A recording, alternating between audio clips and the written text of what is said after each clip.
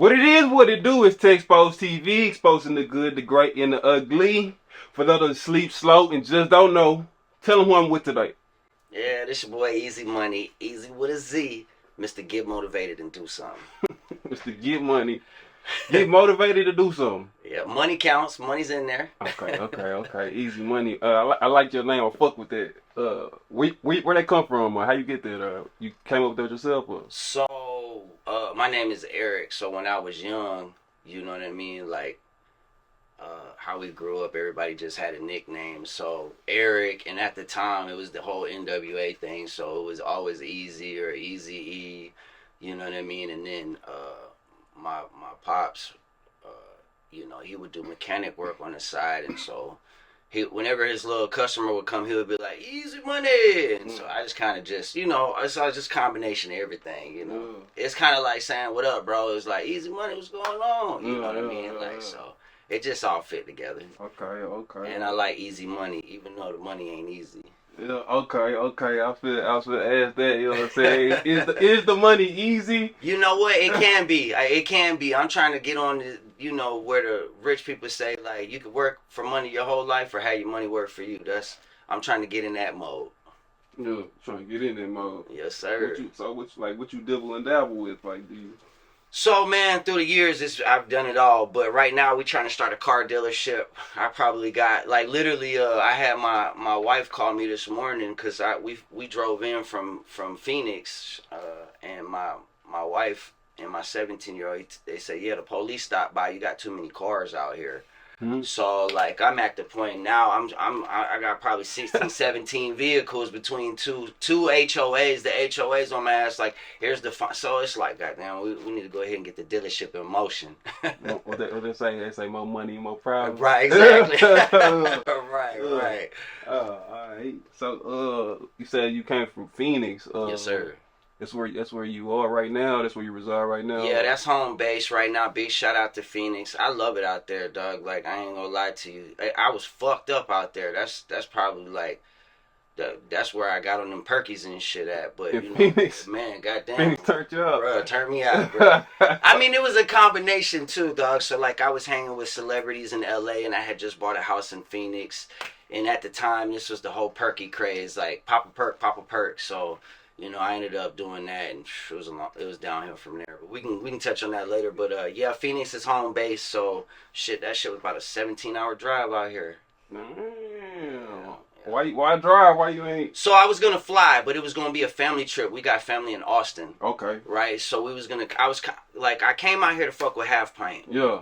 Salute. But then I was like, you know what? While I'm there, we might as well touch down in Austin, and go ahead and see the fam or whatever. But then last minute some stuff fell through. It was too late to book the ticket. I had already made the plans. And then my wife, she just had a newborn. She like, I'm not trying to drive in a motherfucking car for no 17 hours with no new baby. So I'm like, you right. I'm like, she might have just saved me right there, because boy, that's rough. We gotta hit the road. Right, exactly. You know I'm already tied in, so I'm like, man, I'm out of here. The last minute, that ain't no joke. You know what I'm saying? Right. Well, you said you've been all over. You said LA, Phoenix. So where you originally from? So I'm gonna just say this. Anytime somebody asks me where I'm from, I always tell them Florida.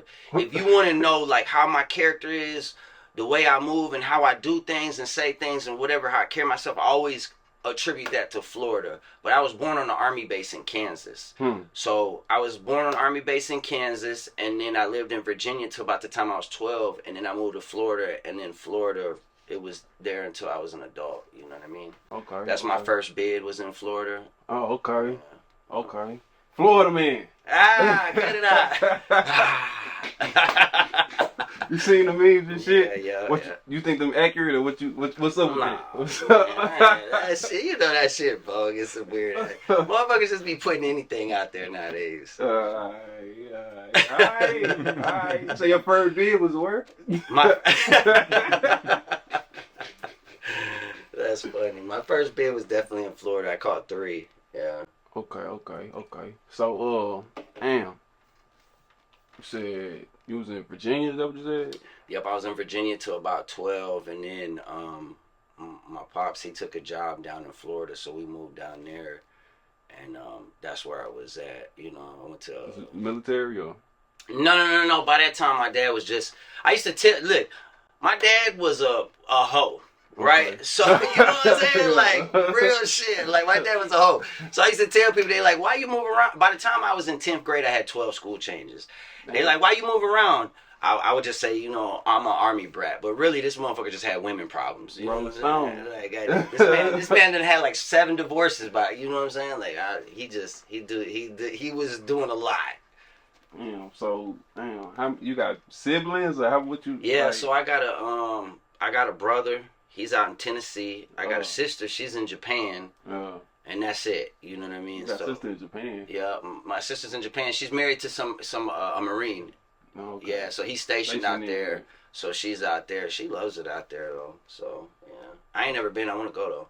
For sure. So, like, what was the difference? What's the difference from, like, do you remember, like, Virginia? And do you remember, like so, I know you remember Florida, for sure. So, I remember Virginia because that's kind of where I got into, let's say, like, the hip hop and stuff like that because of where I was brought up at.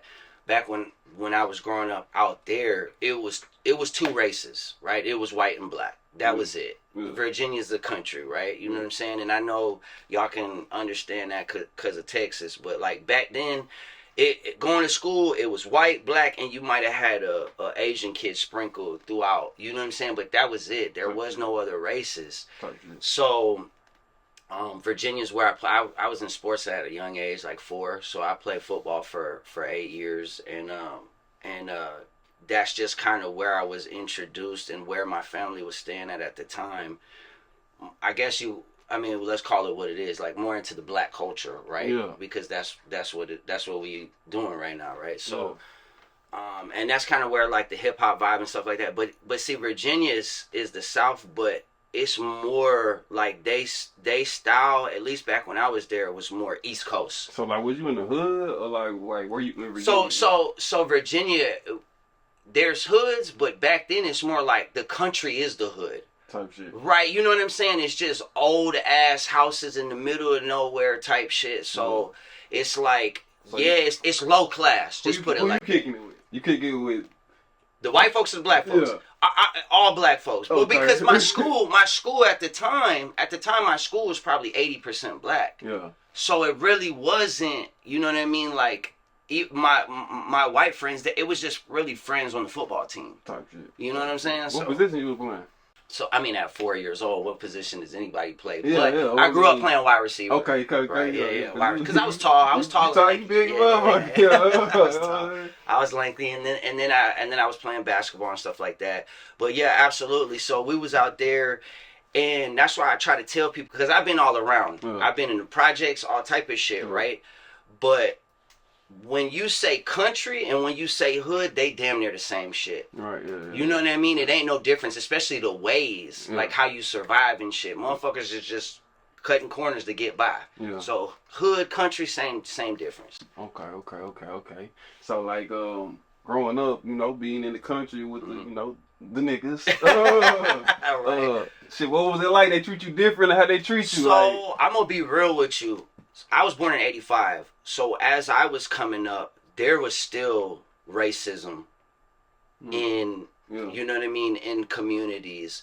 But as for me, as a child, like, it was like our football squad. That was everything, right? So these is my brothers. These is my, you know, these is my friends. You know what I'm saying? So I wasn't treated any different. I remember back in the day, the football banquets, it's like cotton candy, sweet as fuck. You know what I'm saying? Motherfuckers is just in there wilding. And so to me, it was different. It was different in my household. But going over to my friends and they having fish fries and you know what I'm saying, they got mom's got the hot comb on the motherfucking stove, right? Pulling the motherfucking hair out. To me, it was like, oh wow, you know what I mean? And then just through time, that's how I grew up, you know what I mean? Kind of normal, yeah, for sure. So boom, you growing up in Virginia, you was at 12, you moved to Florida. Yep, Florida. What part of Florida? So Tampa, Florida is where we moved to. I went to a school in the West. So that's where I was kind of introduced more so to projects, right? So it's a different living, right? You got the country and then now I'm in the city. Yeah. So the projects in Florida, you got the west side. So the west side of Tampa, You got Blake High School, and then right across the street you got something called the Press Box. They might call it something different now, but you got the Press Box, and then you got which is like Presbyterian Village, and then you got, goddamn, it's been so long I can't remember, but you got another one right across the street. So every school hour that I'm going to school, like at lunch, it's me and the homies. The homie, like, it was a homie named T and Zanny, and they stayed over there. So what we do is we go and we take these Nick bags, and we take the Lay's potato chips you get out the vending machine, and we'd empty them. And we had a crew, right? Yeah. It was 5 of us. So every day we'd pack that motherfucking Lay's bag, hit all 3 lunches, boom, boom, boom, and then we slide into the projects. But then we got to go to the liquor store, pay the junkie to get the box of Swishers, because we was too young, badasses, right? And then each one of us kept one Nick sack. Back then this was all Reggie, right? We all kept one Nick sack, and we would get into my homeboy Zanny's. His mom had a Cutlass, and it just stayed there. And we would literally just everybody rolled their shit up, and we just hotboxed that motherfucker. And just, that was the life back then. Yeah. You couldn't tell me nothing. Like, it was, living the dream. Shit. Damn, so I guess I only gotta ask you what kind of kid you was, huh? Oh my God, I was a bad kid. By 15, I was doing 18 months. That was my first bid. Really. Man, what you do? So we was just jacking houses.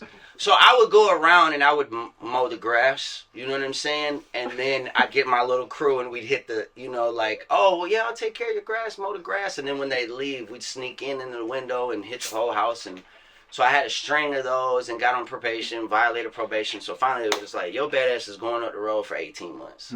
So I went to a place called Perk Youth Development Center. So it was just like a program. It was just basically a prison, dog. I've been in prison, so it's the same shit. Oh, okay. What was like in there when you first went in there?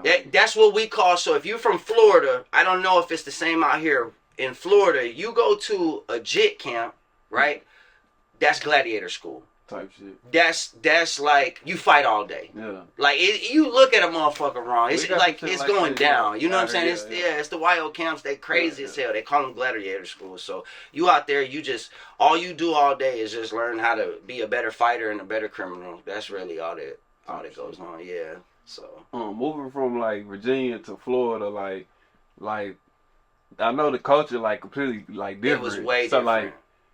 Like what, like, did it shock you, or did you fit straight in, or like? So I feel like this at that point in time in my life. I feel like everybody got to find their identity. Yeah. Me being in a white household, but constantly being around black culture, I would say I most likely had kind of like a identity crisis, because it's like I see one thing at home, but when I'm out with my peers, it's another thing. So for me, I don't think that it was hard to fit in, because it's what I wanted.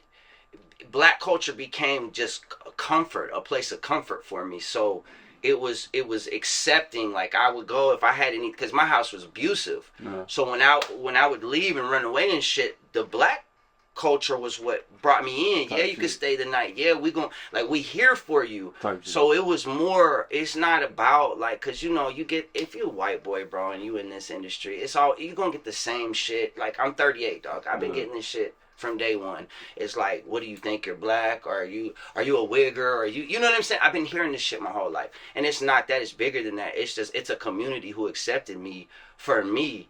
So when I moved, yeah, it was different, but I feel like I was always athletic. Yeah. I was always with sports, and I always wanted to dress fly.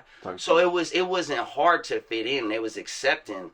And then when I moved there, that's kind of when I learned the difference between like Virginia's country, but Florida's country, right? It's the dirty, right? Yeah. So at that point in time, right? So, my homeboys, when they first met me, they wasn't even calling me E or Easy. They was calling me Shady. Because at that time, Eminem was like a big thing, and I'm the only white one in the crew, so it's like Shady. That was just the name that stuck. It was Shady, you know what I'm saying? So, but no, I didn't have a hard time fitting in. I've always been accepted.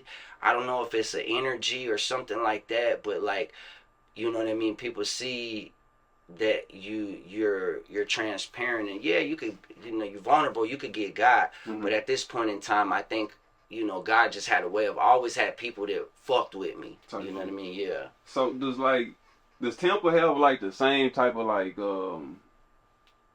culture as like Miami and like I mean, yes, but no. Yeah. Right? So I mean, not as far as like you can't so down there it's I mean, I know Miami's money, like you know. Well, yeah, well shit, Tampa got money too. Yeah, you know what I'm saying? But, I mean, you know, it's like Miami is different. I mean, Miami is different. Yeah. It's only because Miami has the appeal of like the industry as well, right? And you got the Keys down there, you got all that type shit. Right. But don't get it twisted. You Rod Waves from Tampa. Yeah, you know what I'm saying? I know that.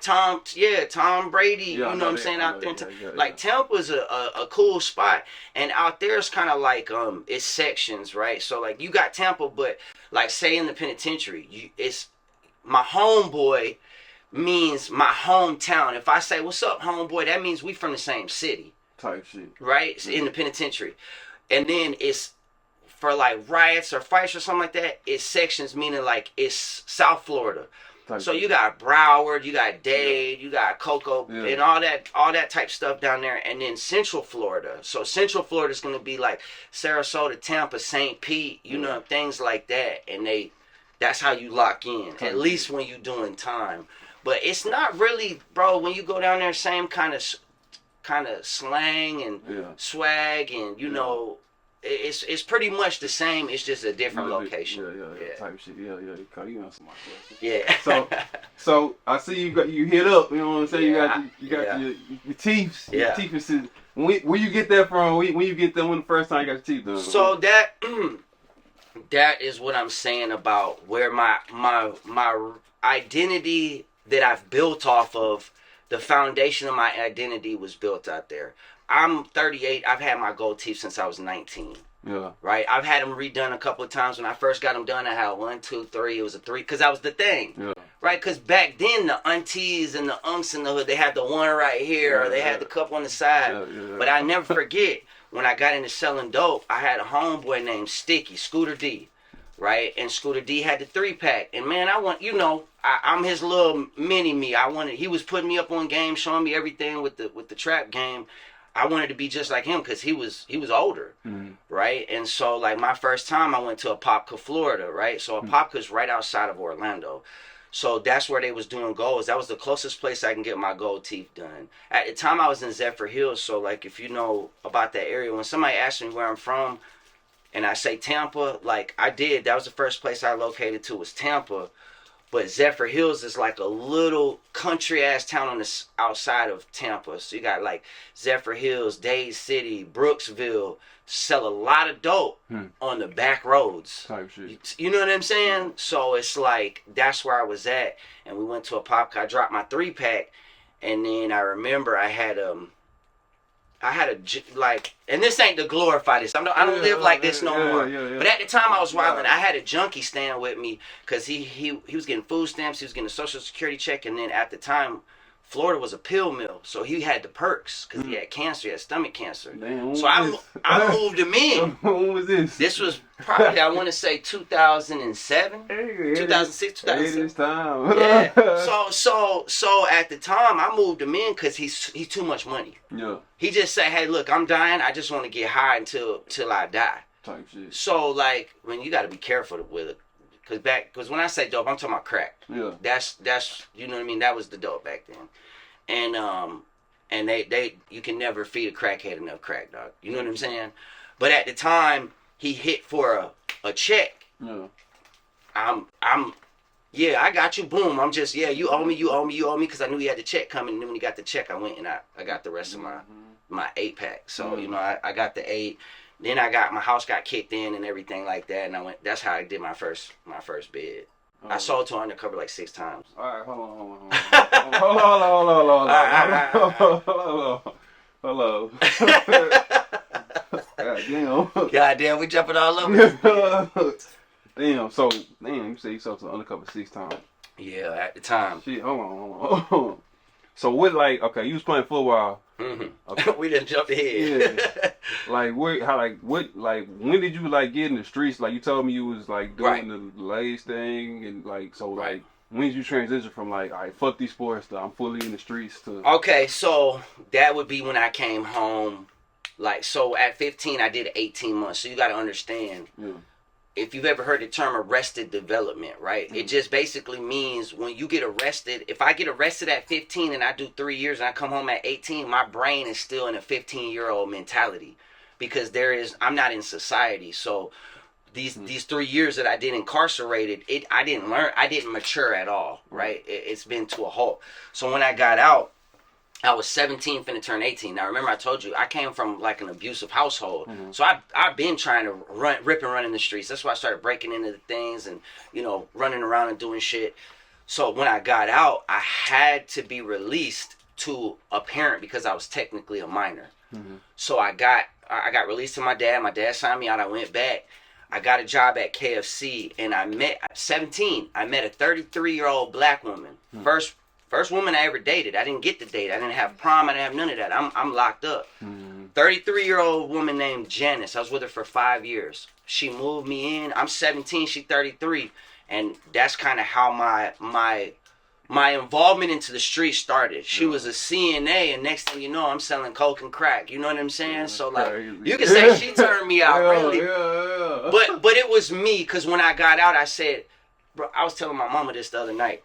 When I was inside, it's kind of law of attraction. I visualized in my mind how much weed I needed to buy at the time. Because remember I told you at the high school we were selling the weed. So I'm like, bigger, think bigger, think bigger. So I'm like, man, if I get a quarter pound, it's this many grams, and I could do this and I could break. So my mentality was already, when I got out of JIT camp, I'm finna just be a big drug dealer. So now I'm working at KFC. I'm not ringing up orders, and I'm taking money out of the register. So people would pay me, I give them my change. At the end of the day, I'm pocketing it. I've been there before. Yeah, dog, it's real. Shit's real when you ain't got nothing. So I'm taking that money and I'm buying quarter pounds of Reggie. So now I'm selling weed. But I'm still an athlete, so I'm balling. We on the court, every day we at the basketball court. So I'm selling weed. There before, you know what I'm saying? I'm selling weed and doing all this, and then I see this lady and she want to buy some weed, and I shoot my shot at her, and you know what I mean? Like, hey, we in there. We in there. Yeah, damn. All right. So, all right.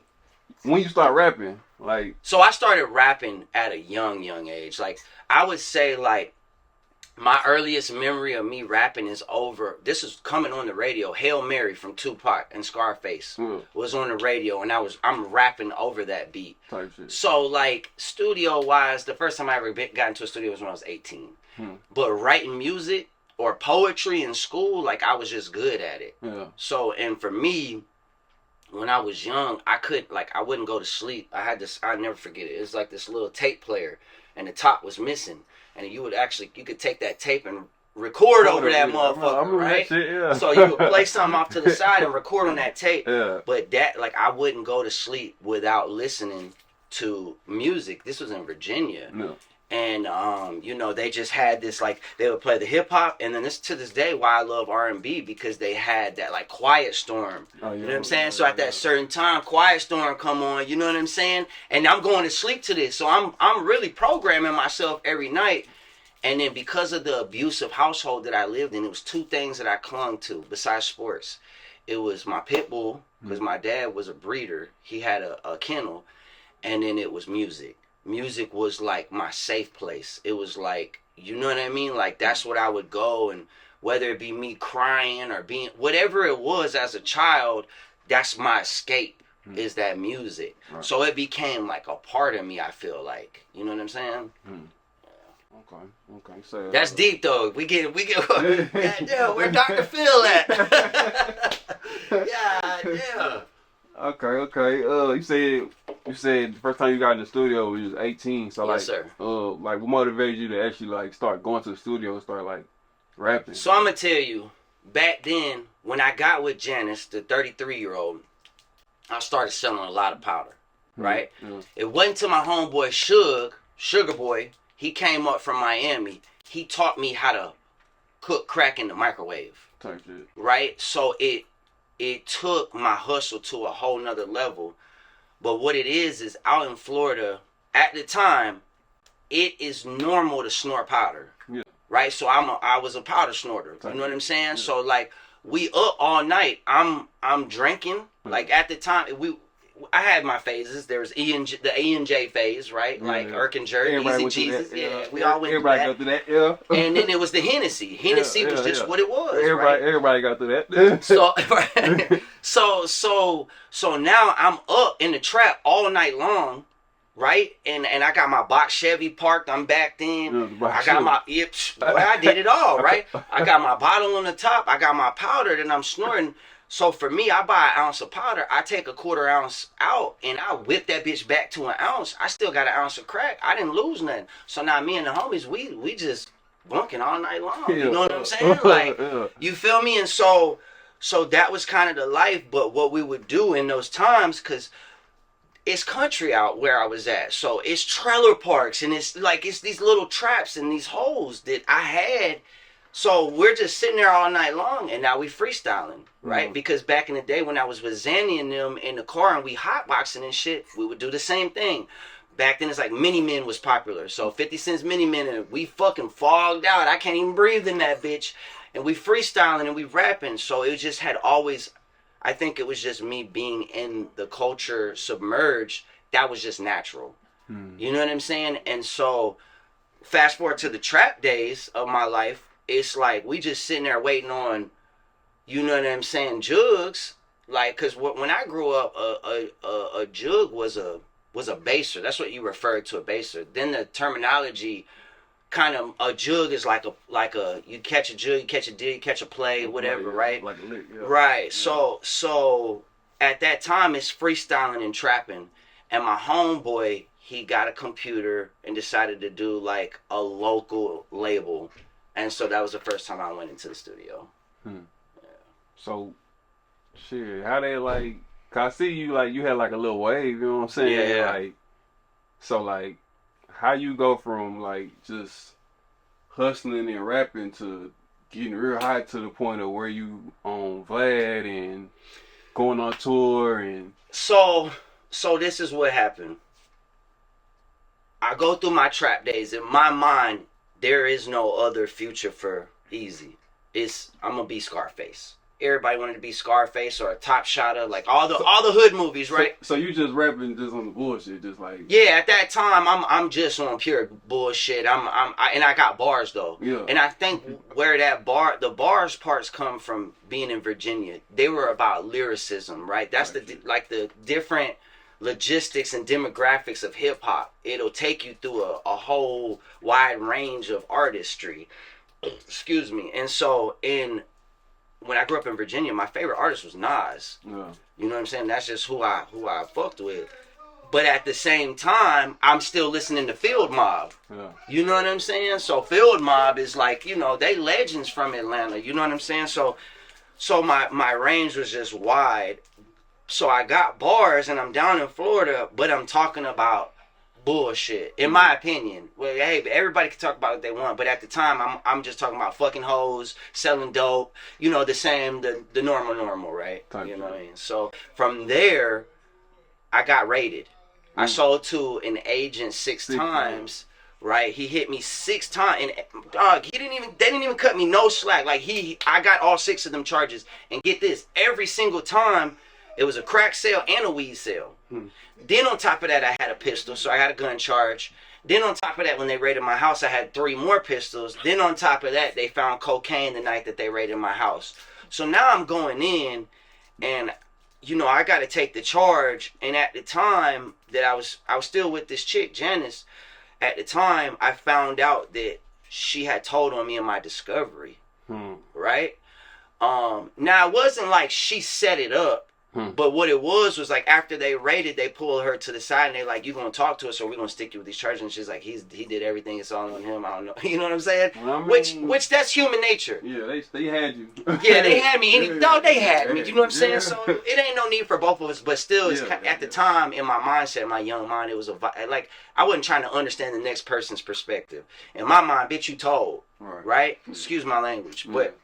She did what? Yeah. You know what I'm saying? Like, you could have just shut up. You know, they had me. You didn't sell to nobody. Why you had to say, everything? You know, you're right.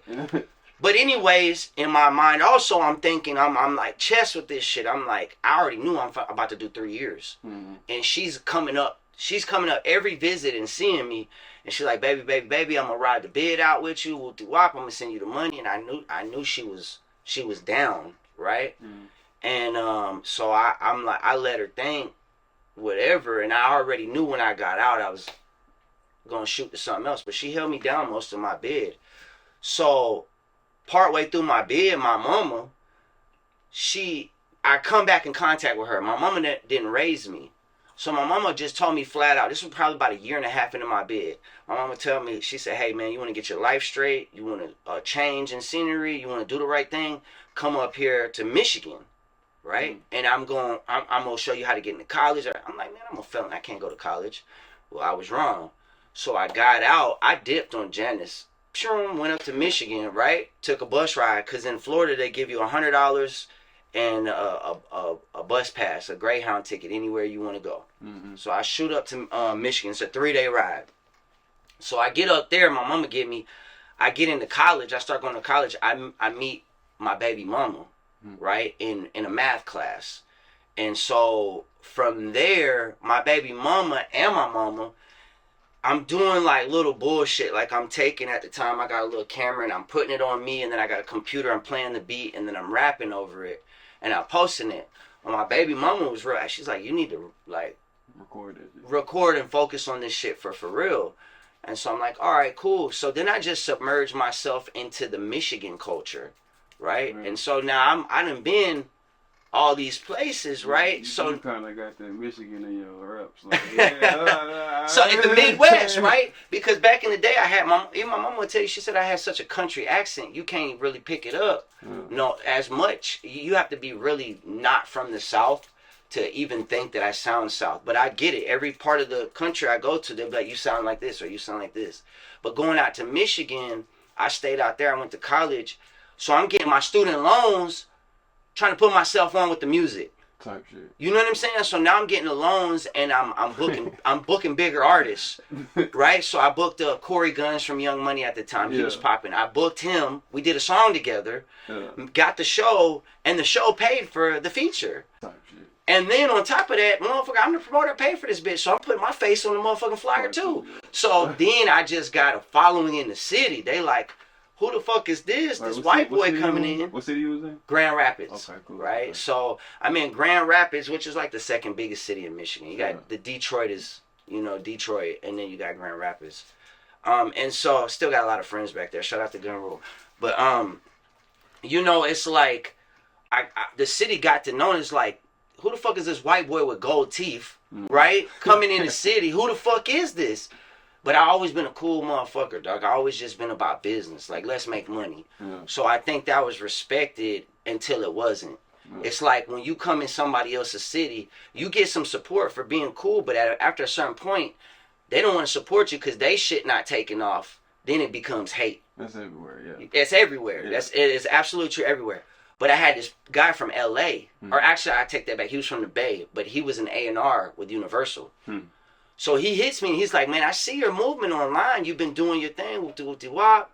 He's like, you should come out here to Cali. He told me flat, he's like, I can't sign you. I can't sign you. You don't have enough that I would need to sign you. But if you come out here, I fuck with your movement. I can help you get into positions to grow yourself to get signed. And at the time, I want to be signed because like that's what it was. So I'm like, all right, cool. My mama, she buys me and my baby mama and my daughter a plane ticket. For whatever reason, call it fate, right? For 3 people to fly was $88. For some reason, right? And I don't believe in coincidence. Everything happened for a reason. For some reason that day, the government had a no tax on flights. And that one particular day, for 3 flights, bags and everything, $88. So I'm sold on it. My mama done booked the ticket. I'm sold. I'm like, we going to LA, baby. You know what I'm saying? So I slide over to LA. So when I go to LA, I sold everything I had in Michigan. I literally went with $1 and a dream, if you ever heard that saying. Right? Yeah. I'm thinking, I sold my car and I sold all my possessions. I'm thinking, I got money. I'm going to be able to get into a house. boy, the fuck was I wrong, right? I got over to LA and I had to stay in a weekly in Gardena. So I'm in that weekly for probably 4 fucking months, and because they telling me like, I don't care about your money. This is LA. You need proof of California income, motherfucker. And I'm like, in my mind, that ain't registering, because I'm still the street motherfucker at the time. I'm smart, but I'm still, I'm still dumb. Let's just say that. Yeah. So my baby mama, she gets a job cleaning houses and shit, right? So she's doing that. We finally meet a guy in South Central. I don't know what South Central at the time. I'm ignorant as hell, right? So this guy, I'll never forget him, his name Robert. He's like, well, if you can pay for a weekly for 4 months, I know you can pay for my apartment. I ain't got no worry about you like not paying your money. So we move into to this spot. Me and my baby mama, we happy as hell because we out of that weekly. Man, I'm driving down the street. When I tell you my first interaction with South Central, I'm driving down the street. 2 cops, right? I'm talking about, these is black cops, right? They jump out the car. The car, I swear to God, the car was still rolling. The motherfucker jumped out the side. Then the other guy parks it. He jumps out. They pull up on the car, and then they start giving us shit. Now, this is not like a brag or anything. It's just like a fact, so people know. Like, the only women I've ever dated were black. My kids are all mixed, right? So at the time, you got this black chick in the driver's seat. You got the white boy right here. I'm tatted with the gold teeth still, right? So they doing the most. They got me out on the back of the car, on the hood. Come to find out, I got a warrant from Michigan. But I'm like, why did y'all pull us over? He said, do you know where you at? I said, nah, I just moved here. He said, you in South Central. Welcome. You know what I'm saying? I'm like, oh, shit. Right? I'm low-key, I'm thinking, okay, it's some black cops. They trying to get back at some white folks because, you know what I'm saying? What? But it wasn't even like that, though. It was just like, motherfucker, you look out of place. Because seeing you from afar, we see long hair. Right. You don't belong here. What drugs did you just buy? Type shit. Right? Yeah. So that's what it ended up being. But after that, LA was the smoothest experience because I moved to LA for music. I met up with a cat named Jackie Chain. Now, Jackie Chain is like a white dude, but he's mixed with Asian. He from Alabama. He's got ties to Yellow Wolf. His #1 hit back in the day, this is when it was 106 in Park, was with Bun B. They had a hit on 106 in Park that was like one of the top songs on the countdown. So he had a lot of ties out here to Texas too, but he from Alabama. So Jackie Chain, I met him, but it was only due to meeting Vlad, because I would go to a lot of mansion parties and shit. I'm trying to rub elbows. Type shit, yeah. Right? And I'm going to the community college over in South Central. Yeah. And so I'm still using that school money. I'm running. You gonna give me $10,000? Yeah. Shoot it. Shoot that motherfucker, dog. So I grab my money. Yeah, I'm partying. I meet Vlad. Man, that's crazy. Right? I meet Vlad and I ask him what's up. You know what how do we, you know what I mean? I'm a nobody, dog. Let's just be real. I'm not finna, hype shit up. I'm a nobody. But he's fucking with me. He shoots me some information. We make the exchange, and he does my first interview and does it under a riffraff comparison, because at the time riffraff was hot. That's crazy. So here you go. You got a white boy with gold teeth and long hair who gets these riffraff comparisons. So that's what he figured he'd highlight in his situation. Yeah. And then at the time I had done a song with a cat named Bo Dill. Bo Dill at the time was signed to Brick Squad from Chicago. Now Bo Dill's he's like a big dog, an OG, right? Yeah. He had his little thing with music, but didn't really go nowhere. But he's well respected out there. So I had did some shit with him, and then Vlad posted that song right on his website. So it got a lot of traffic. Once I did that VladTv interview, I had people looking up my social media that were kind of bigger. They weren't A-list, obviously. That don't mean shit to an A-list person, but they were people in the industry that had more movement, right? So Jackie Chain hits me up. He's like, we should work. Now he's always been like, he does music, but he's plugged in, like he's plugged in with Wiz, he's plugged in with Future, he's plugged in with all these people. because of his days back when he did have that hit and just doing South by Southwest, he's made all these connections. Country. And so when I linked with Jackie, that kind of helped my career take a direction. Well, the VladTv initiated it, but then started with Jackie. So now I'm doing these independent tours. God bless you. I'm doing these independent tours, and we making money, and that's how Jackie is the one who introduced me to Jelly Roll. Right, so Jelly Roll is super big. So Jackie had me in the studio with Jelly Roll. This is back when Jelly Roll. I don't know where he's. I'm pretty sure he's pretty open about where he's from. But like he's probably like me. When I say Tampa, I don't really say Zephyrhills. So there's a city called Antioch outside of Nashville, right? And so that's where we met Jelly at. That's where Jelly was from. So we were in the studio with him.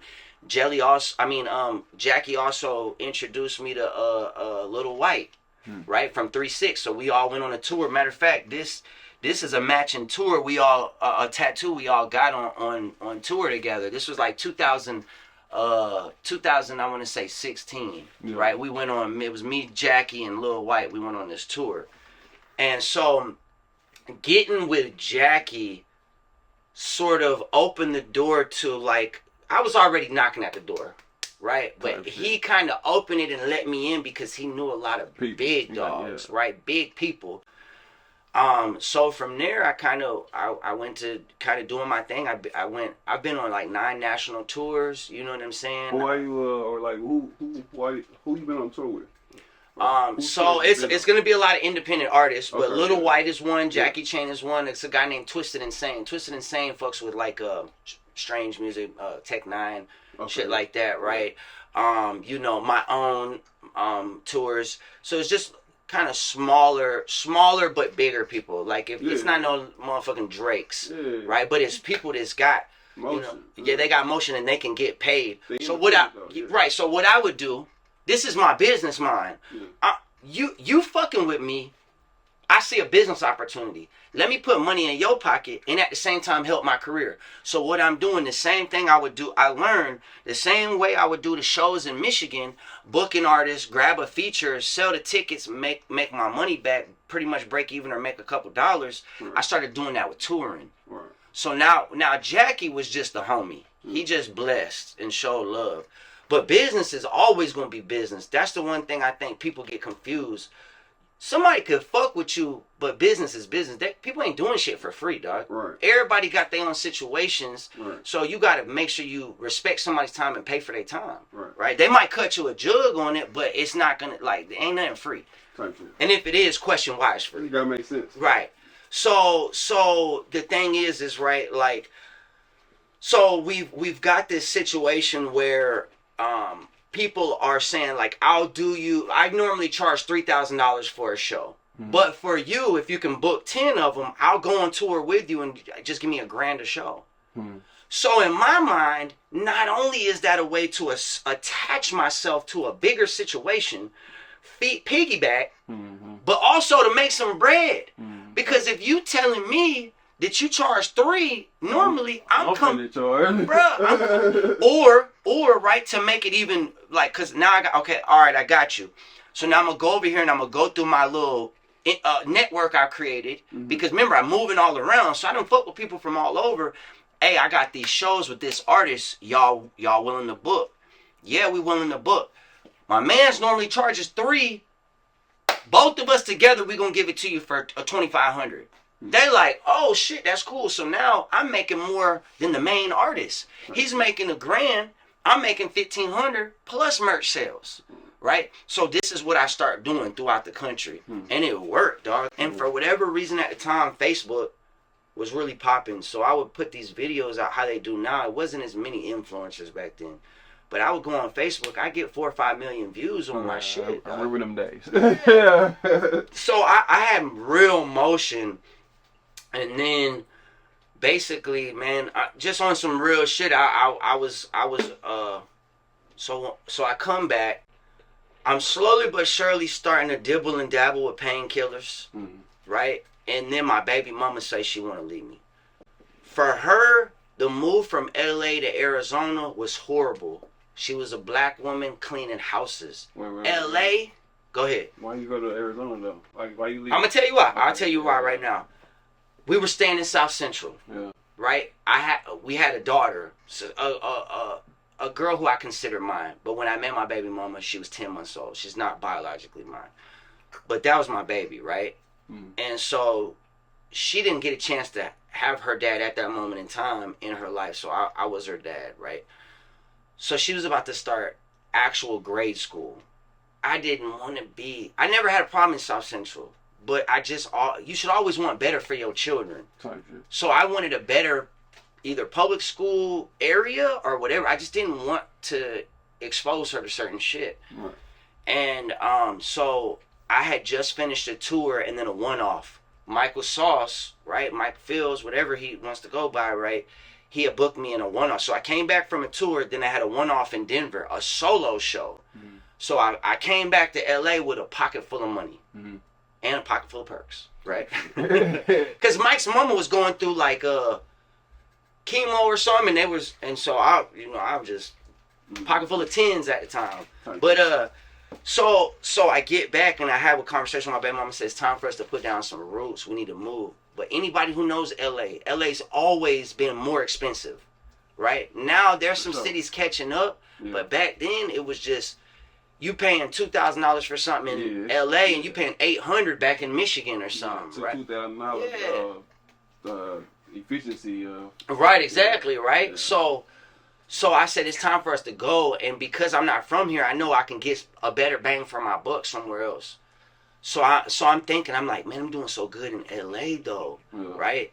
And then my baby mama, she's cleaning for celebrities. So she's cleaning Jamie Foxx's yacht at the time. She was cleaning for like the TV creators like CSI, that TV show. She was cleaning. So she was doing good and about to start her own business. So we was doing great.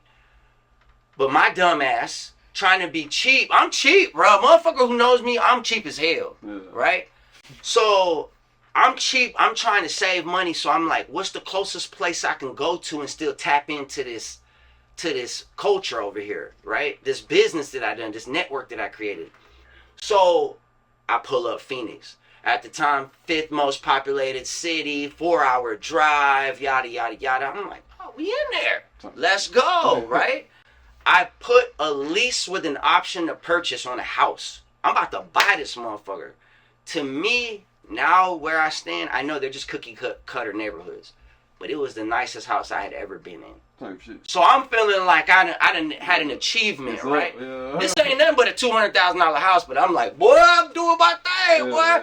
So I make that move, and my baby mama, she trusted me because she trusted me to take her from Michigan. She's never been out of Michigan. From Michigan to, not as an adult, from Michigan to Cali, and it went well. So she's like, I really don't want to move. She's antisocial. She had just been making, she just been making friends. Her shit's happening for her, right? And we had my son Echelon. We had him out there. He was born in Cali. So when I uprooted her, she went from being a part of the family. When you clean for these rich people in Cali, they treat you like family because it's hard for them to come by somebody who ain't gonna get over on them, steal from them, shit like that. Right.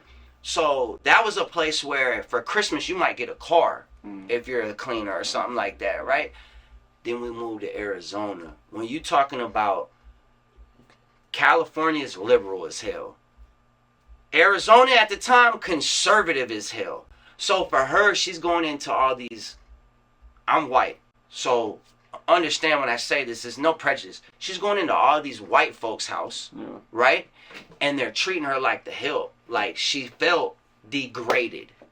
So she started to get depressed and she's like, this ain't what it is. This ain't what's up type of thing. And she's telling me and I'm not listening because I'm doing my thing, right?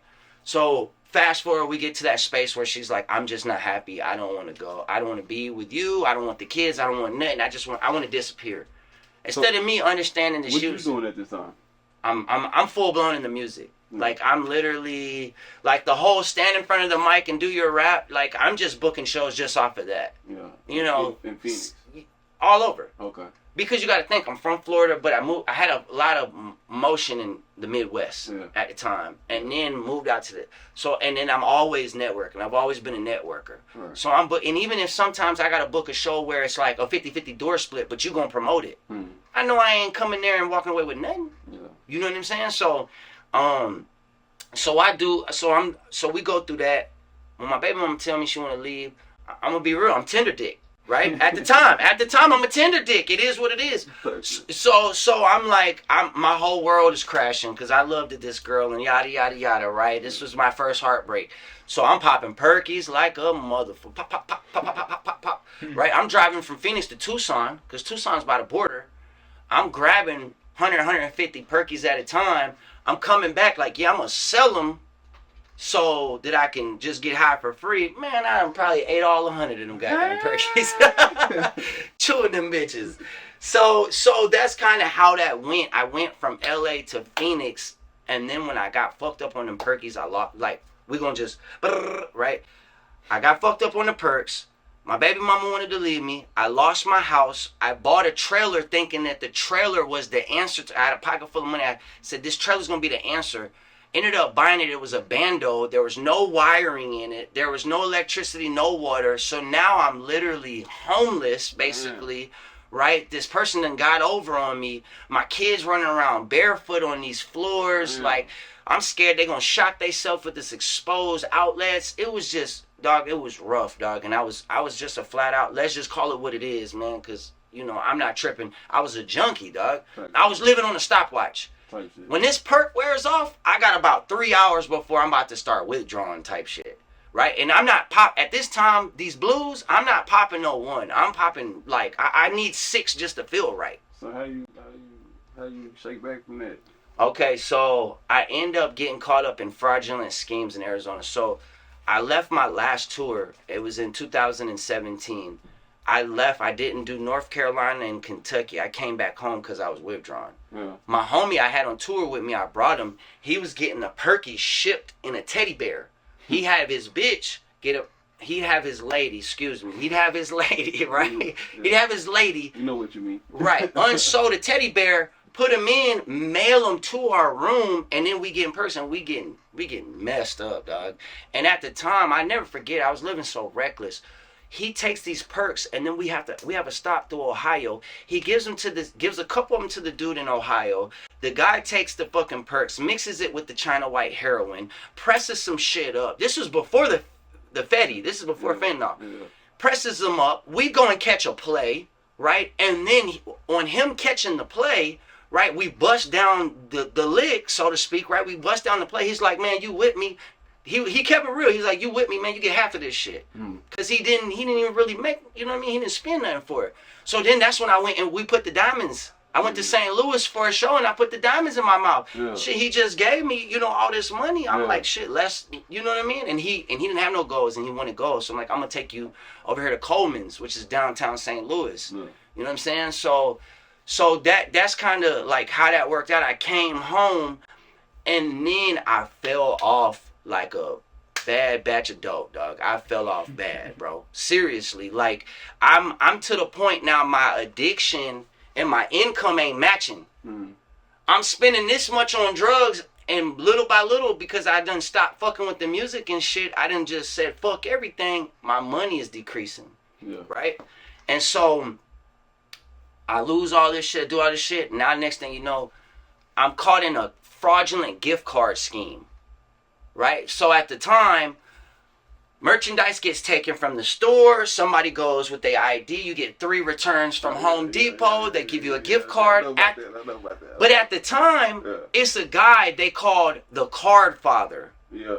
He had ATM, like no lie, bro. The feds came and fucked this shit up. This fool had ATMs throughout the whole city of Phoenix where you could take a gift card, stick it in, and it would give you cash for 80%.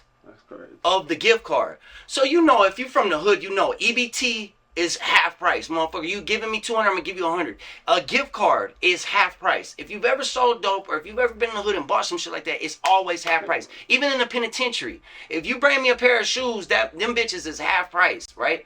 So this man is giving you 80%. So it's just a whole scheme that got caught up. We hitting licks, we doing this, we returning. They caught me on camera coming out the store and coming back into the store. So I get ran down on that Walmart, guns drawn and everything. They doing too much, bro. Like you would have thought I was like God dang, Pablo Escobar or something, right? Is this state police or is this like federal? Like? So this is like a special unit. So at the time, because y'all know, Dallas knows, like, or Texas knows, like the state is a border state. Mm-hmm. There's a massive flow of drugs coming into this state, dog, right? And at the time, this scheme that we talking about was taking off. So what happened was all the big, like, your Walmarts, your Home Depots, your Lowe's, they get together and say, we got to do something because we losing too much money, right? Mm. And so they basically upped the charges. If you got caught up in this, it went from a misdemeanor to a F2 felony, which F2 felony is right under murder, right? You got murder, that's F1. F2 is all the next shit, right? And you got priors. Right. And I'm gonna tell you, so they jump out on me. Here I go. Right, I'm a junkie at the time. Here I go. I'm like, yeah, you got me. Okay, I'm thinking a slap on the wrist. I'm thinking this is some, like, if I was back in Michigan or Florida, it's a misdemeanor, right? These folks, man, not only up my they had organized retail theft. They bumped it up to trafficking and stolen property,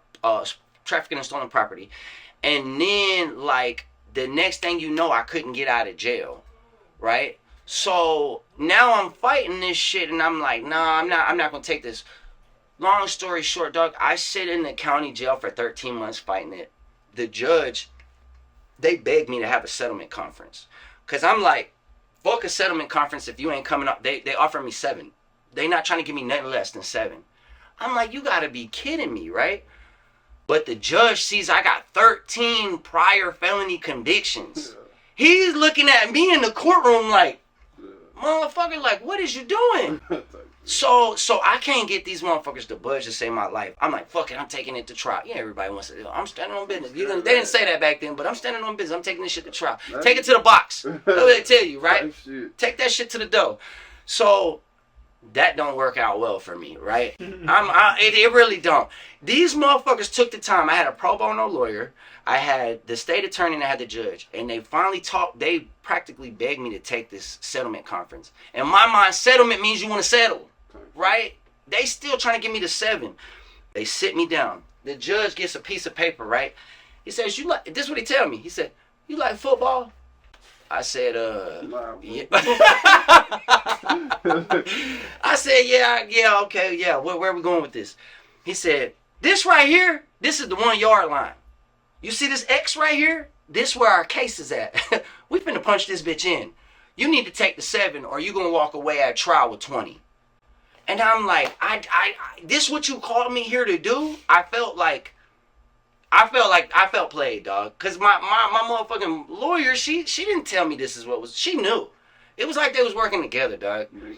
So, right. So at the end of the day, and they got and get this, the motherfucking state attorney, the district attorney, whatever, they've got the laptop open and they're literally on my Facebook page with my music.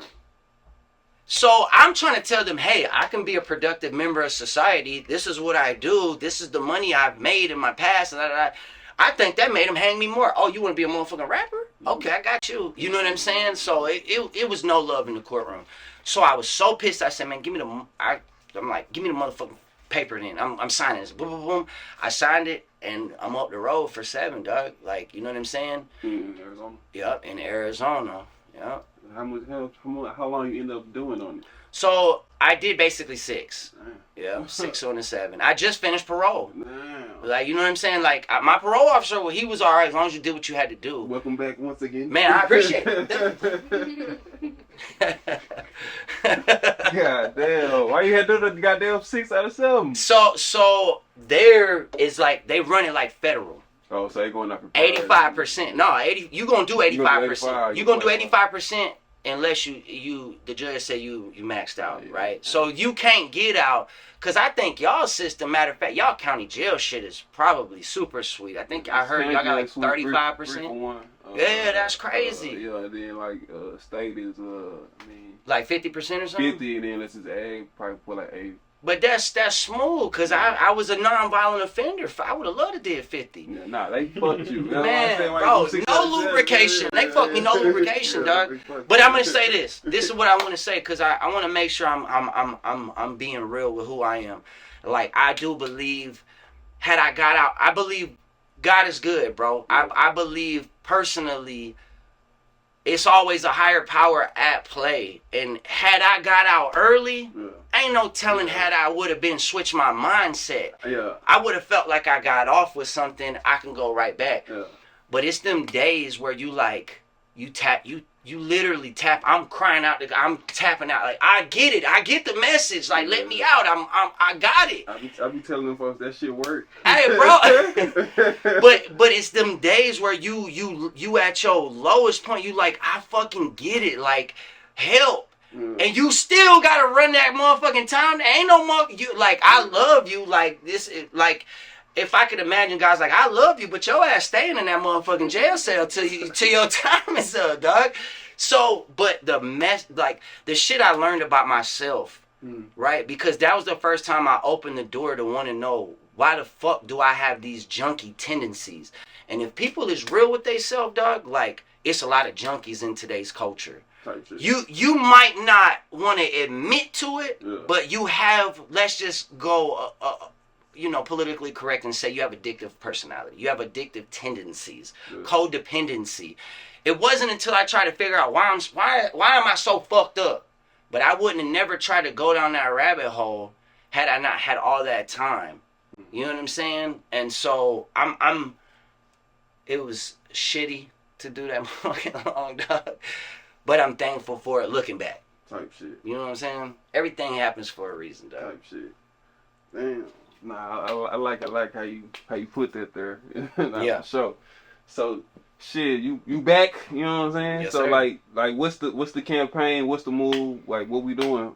Right, so at this point in time, man, like, so when I was on the yard, I would do concerts on the yard, right? I was like, we were at a point in our bid where JPay decided we're gonna give the motherfucking inmates tablets.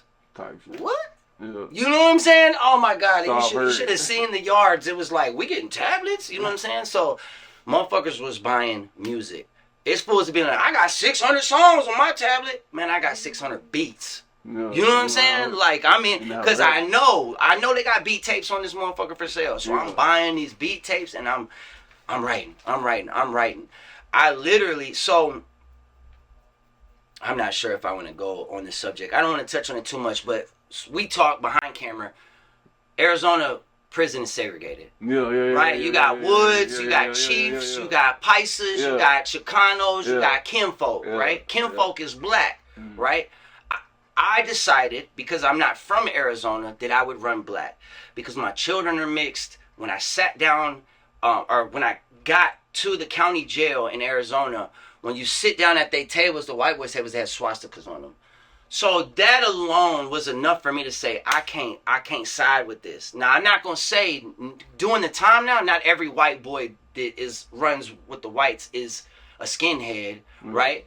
But just seeing that was enough for me to say, I'm good. So who you running with? I ran black. So, do you bang or like? No, I don't bang at all. Is it has the politics and like, is it like any like gangs in like things like that? So absolutely gang. Absolutely gang. It's no different. It really is like I don't want to piss people off from Phoenix, but because I'm not from Phoenix, to me it's just like a mini LA, right? It's the same shit. They got Crips, they got Bloods, you know what I'm saying? Like it's different sects and hoods, but they all are under a certain flag or a certain, you know what I mean, whatever.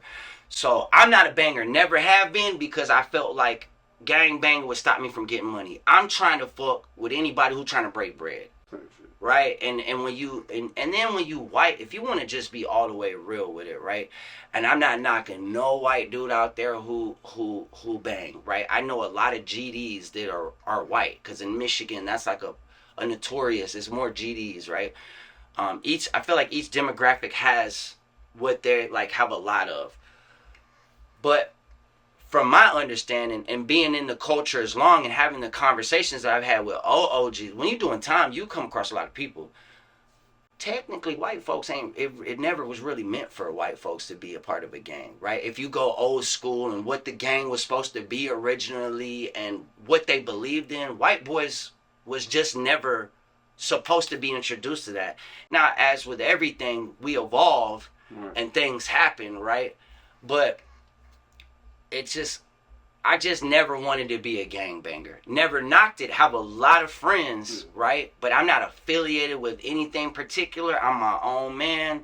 That's how I step. I show love. I respect everybody. So, like, you having like any problems while you was locked up? Like, so I'm gonna tell you this. There are a few places that do the segregation, from my understanding. This is the third place that I've done a bit in. I've done Florida, I've done Michigan, and I've done Arizona, right? But I've been all over on tour. You kind of get to know, like, what's going on. In Arizona and California specifically, because I believe Arizona gets their prison politics from California, right? Now, the stories, and I can only go off of what was told to me, the stories was the shit was so wild back in the days. But to me, that's how the prison was when you go in Florida. Like, but the shit was so wild with people getting raped and stuff like that. People decided to stick with their color and kind of have a defense mechanism. Now, when I came into the penitentiary in Arizona, in county jail, I was already told, you're gonna get shit. You're gonna get shit from the woods, is what they said. You're gonna get shit from the woods. And then there was always the possibility that, you know, it might be some older black folks in there that ain't gonna like that shit neither, right? So when I go in, but I'm a country boy, right, at heart. I love sliding through the city, but I'm a country boy at heart. I grew up fighting. One thing I know about in the penitentiary, yeah, they got knives in there, but one thing I know, you're going to catch them fades, right? So I'm like this. I'm finna handle my shit. I took my whole time to become militant-minded. I mean, dog, I would wake up in the county and just do 1,500 push-ups every morning to the point where people thought I was crazy. Because it was the only thing I could do to keep from going crazy. I got to work out and read my damn Bible. Like, you know what I'm saying? Like, because I'm finna snap. Yeah. So when I went into the penitentiary and I walked in, I took the first, because they didn't know me. You walking in onto a brand new yard. I had my shit, my bedroll. I walked up to the first black dude, and this is kind of funny. This is a coincidental. I walked to the first black dude and I said, I'm running with y'all. Whoever wants to phase, line it up now. That was my introduction on the yard. So how'd they go? Come to find out, this was the biggest dope dealer on the yard. He laughed, and he was from Dallas. He was from Dallas. That was his name, Dallas. It was him and his uncle, and they got caught up on some shit. He was the biggest spot, cause so out there you got every drug in prison. You got black, right, heroin. You got the G, right, the meth, but the biggest thing that you're gonna make money on out there is spice, spiggity. Yeah. Right? So that synthetic weed is where it's at. He was pushing so much of that shit. This man had $200-300 worth of store under like 10 different beds. So I happened to be going to his building. He laughed. He smiled. I seen his gold teeth. He smiled. He said, ain't nobody gonna want them problems with you, bro. Come on. And then I'm telling you, God always had his hand on me, dog. Like, I would buy my business, but it would just so happen I go to the guy who got the most juice on the yard. And he fucked with it. He was like, oh, I'm fucking with this. And probably because he was out here in Texas, he kind of already knew. Because Arizona, man, it's the first penitentiary I've been to where the majority of folks ain't black. Right? When you go down south or Midwest, the population, it's not even. There's more color in the penitentiary, whether it be brown or black, than white. So a lot of the times, the prison mentality that I grew up with, when you go into Florida, white boys fight or fuck. Blood on my knife or blood on my dick. And that's just what it is, right? Oh. So that's extreme, but that's what it was. Yeah. Nowadays, I think prison is becoming, as they say, watered down, but I think it's becoming safer. But now they turning this shit into hotels, because by the time I left, they had the newest PlayStation in there. You got tablets. You can rent movies. Oh, you look better than me. Yeah, you know what I'm saying? So, but when I went in there, he definitely like welcomed me, and then pretty much I never had an issue in the yard. The only fight I got into in the whole time I did, because I was about my shit.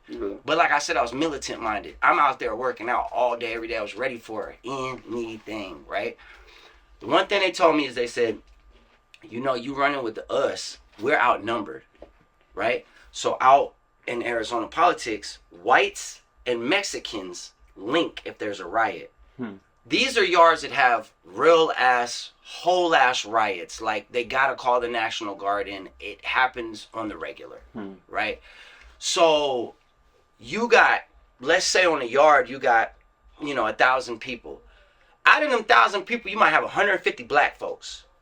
The rest is gonna be in bulk, like white, Mexican, and then you're gonna have Paisa, which means, all that means is like they're from Mexico. Chicano means you're Mexican and you're born in America. Paisa means you straight, you could probably barely speak English because you're straight from the country, you're a countryman, you're from the motherland or whatever, right? And then you got chiefs, is what they call them, which is Native Americans, which there's a lot of in Arizona. So when you get into a riot, the first thing they teach you is our position, because you have to know, like, you get basically a crash course, and they say, hey, look, if something pops off, we're meeting over here. Backs against the wall, because we're the smallest group, right? And you fight until you can't fight, and then sometimes motherfuckers be hitting that fence, trying to climb that fence, because it's pokers and shit in there, you know what I'm saying? So I made it through that, and when I got out,